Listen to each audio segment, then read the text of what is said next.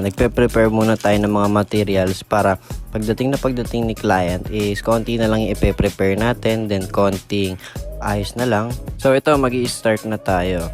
So kung magugulat kayo, nagfa-follow yung camera ko even if wala akong cameraman.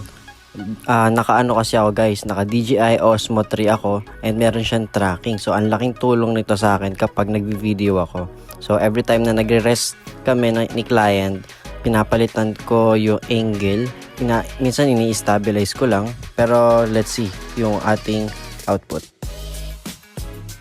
So guys, dun sa mga interesado magpa-tattoo dyan, samantalahin nyo hanggat bare months. Marami tayong promo lalo na sa December, sa Christmas. Lahat ng magbubuk ng December meron akong pamaskong tattoo sa inyo. So, ito yung before, ito yung sketch, then ito po yung after. Thank you so much guys for watching. See you next time.